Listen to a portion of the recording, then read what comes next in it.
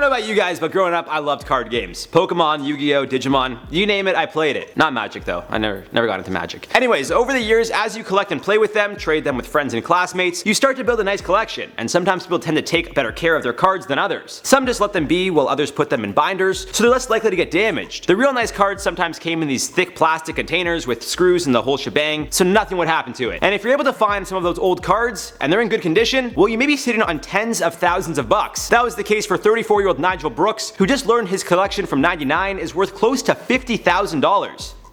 Wait, what? Dude, I actually have some cards in my basement. Hold on.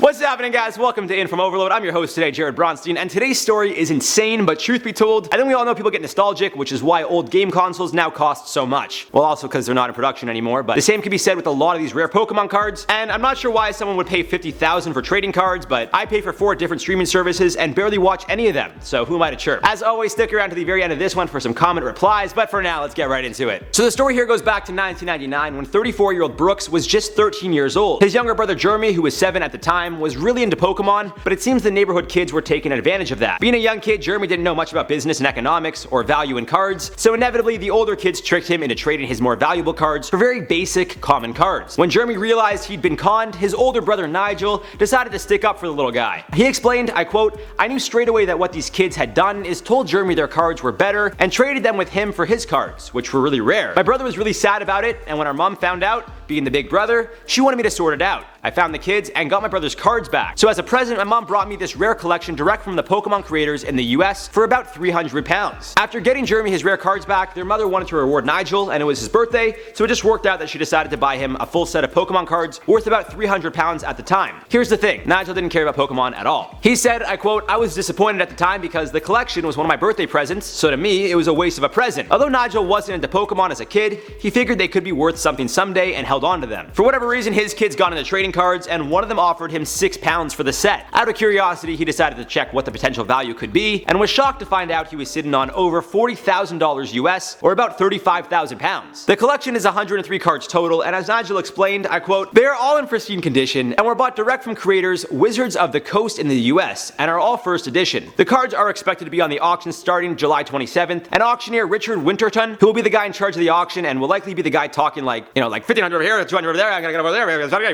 you guys know how to, you know how to do that. Nobody knows what they're actually saying." He went on to say the collection is estimated to fetch in the region of at least £25,000 and £35,000 and is viewed as something of a holy grail for serious Pokemon aficionados all over the world. And although Nigel is aware the longer he holds on to them, the more likely the value will go up in price, he had his fair share of concerns. I quote him saying, "It is also scary having this collection. If there was a flood, they got damaged, lost, or ruined in some way, they wouldn't be worth anything. Now I think it's time to get our money's worth and enjoy ourselves. My kids are growing up, and I want to be able to give them a really special childhood. With this money, we could really set ourselves up for the future." And that does it for this one, guys. Let me know your thoughts on this one below, and if you collected or traded cards as a kid. I'm not kidding, I definitely have at least one Charizard card in a thick plastic casing somewhere in my basement, and I think when my brother got it way back, it was like $100, so now it's probably worth, I mean, who am I kidding? Realistically, it's probably still worth $100. For now, let's reply to some comments from the video. Kanye West claims Kim Kardashian tried to get him committed after rally. Seth freaking Rollins said, "I'm not a fan, but Kanye needs help. He needs some sort of treatment to feel better." I agree. I saw he was at his ranch in Wyoming, I think. I know Dave Chappelle flew out, and some other people flew out to be with him. I think he's just going through a bit of a rough time. I think they're saying he's in the middle of a bipolar episode, and I think